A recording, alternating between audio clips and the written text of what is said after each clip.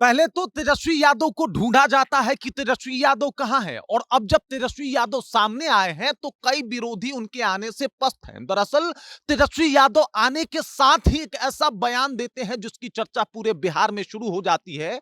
तेजस्वी यादव ने यह कहा है कि भाई साहब, भले हमारे पास सबूत हो या ना हो, लेकिन ईवीएम में हेराफेरी हुई है, मशीनों में गड़बड़ी की गई है, और इसका कहीं ना कहीं मुझे सुगंध, या फिर आप कहें कि कहीं ना कहीं मुझे ये आभास हुआ है कि ये सब किया गया है। अब इस सब बयान का मतलब क्या है, क्या कुछ कहना चाहते हैं तेजस्वी यादव, सब कुछ आपको विस्तार पूर्वक बताएंगे। वो तेजस्वी यादव जो अपने हार को, गम को एकदम से आराम से और चुपचाप सह लिए, अब बोलने पे आए तो क्या क्या बोल रहे हैं, ये आपको जानना चाहिए। लेकिन उससे पहले मेरा परिचय जान लीजिए। मेरा नाम है रजत और आप जनता जंक्शन देख रहे हैं। तेजस्वी यादव का एक ऐसा बयान जो अभी बिहार के चर्चा के केंद्र में है। बिहार की सियासत गरमाई हुई है और हर तरफ तेजस्वी यादव के बयान की चर्चा हो रही है।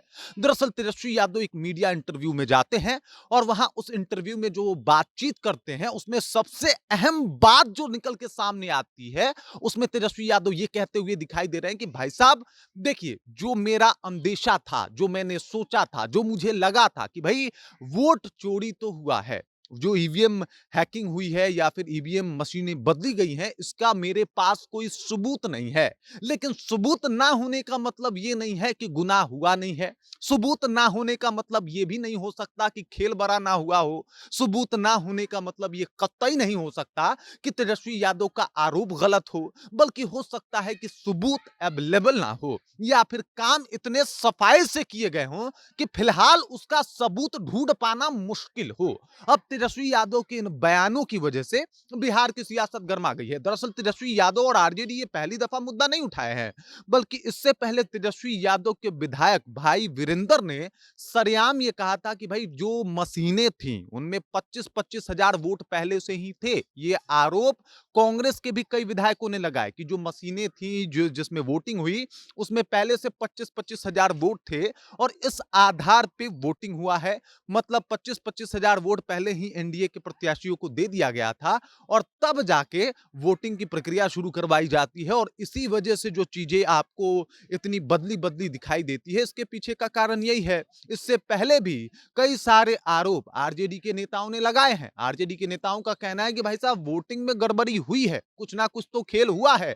और अब तो तेजस्वी यादव भी कह रहे हैं कि भले मेरे पास सबूत नहीं है, मेरे पास कोई इसका आधार नहीं है, लेकिन चीजें तो गड़बड़ हुई हैं, चीजें तो अलग तरीके से रखी गई हैं। अब मशीनों की चर्चा एक बार फिर से बिहार में शुरू हो गई है। लोग कह रहे हैं कि तेजस्वी यादव का आरोप, वो भी ऐसे टाइम पे जब तेजस्वी यादव को सब लोग ढूंढ रहे थे कि भाई तेजस्वी यादव कहां है।